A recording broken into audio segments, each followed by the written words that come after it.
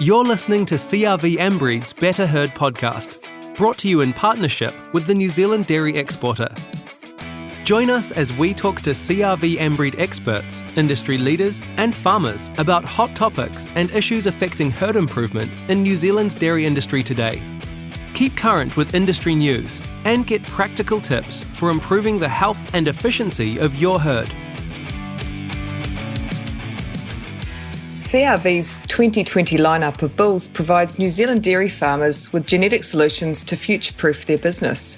While health and efficiency traits are still a key consideration, dairy farmers are looking at more than just production capability and cow temperament when it comes to herd improvement. One of the relatively new traits of interest is polled. Breeding with a polled sire means the calves will not grow horns and therefore not need debudding. This saves farmers time and expense and improves animal welfare with less stress on the calf. To talk about the practicalities of breeding for polled, we are joined today by farmer Floyd Smit and CRV Regional Breeding Manager Jenna O'Sullivan. Firstly, Jenna, what trends or direction are you seeing from farmers? I see we see an increase in farmers looking at genetic solutions, not just in the current times, they're also looking towards the future and what that may bring with the demands that the future may hold with dairy farming in terms of the environment, efficiencies and animal welfare. This future-focused mindset, I think, has really seen a growth in areas like polled genetics, which is really, really exciting. And we're sort of working in that space to provide some solutions with marketing of polled sires, and we brought our first polled bull to the market in 2016. So what is polled and how do you breed polled bulls? So obviously polled is the ability where the animal won't have horns. When we talk about the polled gene, we talk about homozygous or heterozygous polled, and that's determining whether the animal has one or two copies of the polled gene. The focus for us is to produce homozygous polled bulls to the market, and that means that the 100% of progeny from these bulls will be polled. So welcome, Floyd. Firstly, I'd love to hear a bit more about your farming operation. Yeah, we're milking about 370 cows on a split calving system. It's 50-50 autumn and spring calving. Operating a relatively high input sort of a system. We're targeting about 220,000 kilos, so it's about 600 a cow. So we're not extreme, but we're doing all right. So I understand you have more recently been breeding for polled. What initially sparked your interest in polled genetics? In 2015, Ambreed actually had the first heterozygous, so single polled bull available that was power play.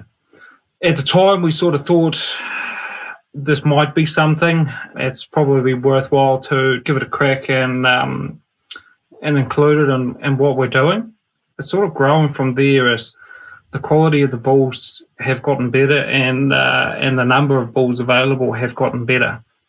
So I think we might be milking about 30-odd polled cows now, but if I look in my young stock, we're sort of, I think this year's spring calves, we're probably sitting as high as 70% polled now. Oh, that's a really exciting position to be in. What was your first step? Like, how did you sort of begin the journey?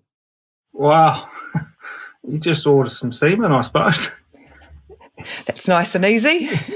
Yeah, no, there's nothing really to it. Like power play for us was a bull that fit our criteria, what we were looking for. He was A2, reasonable type, good figures behind him, and he's been hugely successful. So, and I think when you have such a good success with your first try, then you're more keen to try it again too. Like if we'd had a dud from a poll, we probably would have walked away and said, shit, this is, they're just beef cattle, that's not for us. But he was a top-notch fella, so we have pursued it. And I think it is going to be something quite important moving forward.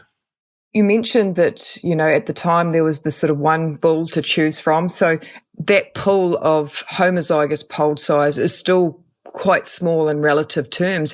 How do you manage that? And do you feel you make a trade-off between polled and other traits? At the moment, no, because we're still in the early stages of it. So we're not having that issue with inbreeding. But because the polled gene, it's a dominant gene, you only need one copy to pass it on, that can actually grow your gene pool so fast. because it's passed on so easily. So if we look even in the last 5 years, how much it's grown, we've gone from it being a novelty to every breeding company has got a number of bulls on their books that are available. So I don't think that's going to be an issue. I mean, the polled gene is definitely the dominant gene, but at the moment it's not currently widespread in the dairy industry. So does this mean that that long-term commitment is really is required to keep using those homozygous polled bulls? Is that kind of what your plans are for the future? I think for a commercial farmer that wants to do it, homozygous polled is really important because then you're guaranteed polled calves every time and you're really looking for a guaranteed product. For me, I am a bit happier to dabble with heterozygous polled bulls to grow it out a bit. We have already quite an eclectic mix of genetics from around the world as it is. So for us, it's actually it's quite interesting too. We've got polled calves now on the ground that are sired by leading New Zealand mainstream bulls. So we are growing it ourselves, as well as what's happening at CRV as well, because they've got a big poll program going on as well. So Jenna, how has the breeding program developed for CRV? So it's been a few years in the process. It started with research and development phases with Phil Beatson being the lead on that. It's now actually transitioned into the main breeding program, where we use a combination at the moment of New Zealand genetics and overseas genetics. Our colleagues in Holland, as Floyd noted on earlier, have really good polled bulls that are well suitable with all their traits to be used as well. So it's a great way to add genetic diversity and the polled gene as well. Our aim in the breeding program at the moment is to produce homozygous polled sires a season across breeds. And we do this with using a range of homozygous bulls, but also heterozygous bulls are important in the breeding program as well. This means we get access to different bloodlines and also using horned bulls back over some polled animals to lift index and genetic improvement as well through some of the mainline breeding genetics that are available in New Zealand. So if we only used homozygous bulls over polled cows, we'd get a very narrow gene pool. So those heterozygous bulls and horned bulls have an important part to play in the program as well. But as Floyd noted on earlier, from a marketing point of view, and talking about a guaranteed product, the ultimate aim is to produce homozygous bulls for the market, but it can be almost like a two-staged process, and you have to use those heterozygous and horned bulls as well. And you need a bit of, I suppose, luck on your side. We'd term it rolling the dice in terms of whether the animal or the progeny picks up two copies when we use a heterozygous sire over a polled cow. So things like ET is becoming really important, where we can use a number of different sires over a single cow in one season to give us, both options. So yeah, we're producing heterozygous sires to use in the breeding program. Some of those may be marketed, some may not, but yeah, with the ultimate aim of homozygous, and we need good volume in the program to make that successful. So do you see an increased interest from breeders to participate in the program, Jenna? Yeah, absolutely. I think particularly I'd almost say in the last sort of 2 years, even 12 months, it's got a lot more traction out in media and a bit of a voice amongst farmers now as well. And a lot of key breeders are interested in using a polled sire to sort of add a different strain to some of their top cow families, and it gives them another avenue to pursue in terms of, for breeders where we're looking to buy bulls from, buying polled bulls and obviously the mainline bulls as well. So it gives them that another opportunity and another finger in another pie, I suppose. Talking about another pie, Floyd, is your interest on the polled genetics, is it just for dairy, or are you looking at the beef product as well? No, so part of the farming operation we've got here is beef as well. That's sort of just evolved in the last few years. So we're still working our way through where we want to go with it. So we've got Angus and Hereford, some Belgian Blue on the ground. So we're just experimenting a wee bit, but that polled beef genetics, I think, is part of the way forward as well. Absolutely.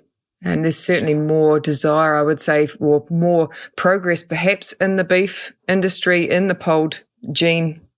Well, beef is, you really want to be as hands-off as possible with it, because those calves that stay on the cows, we'll tag the calves straight away as soon as they're born. But after that, we sort of want to have as little to do with them as possible till weaning.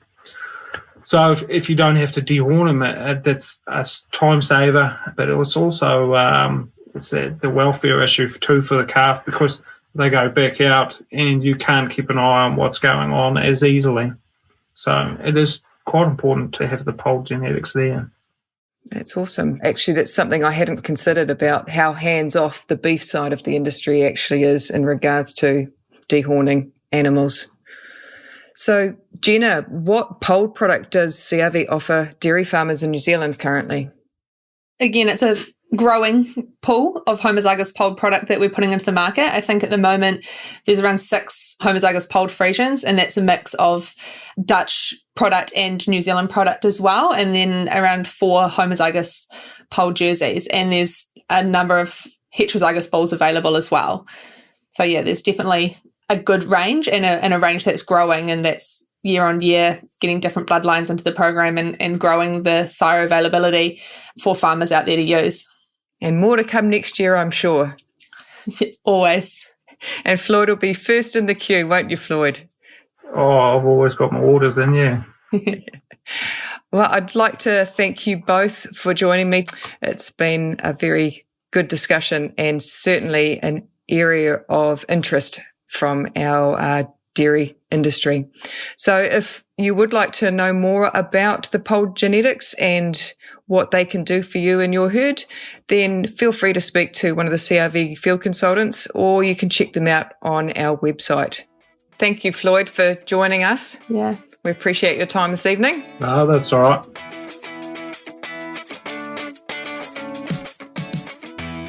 Thanks for listening to CRV Ambreed's Better Herd podcast. Read more about today's topic and our panel guests by visiting CRV Ambreed's website, www.crv4all, that's the number 4all.co.nz, or follow us on Facebook, Instagram or Twitter. Check out our upcoming topics and join us again soon for your Better Herd fix.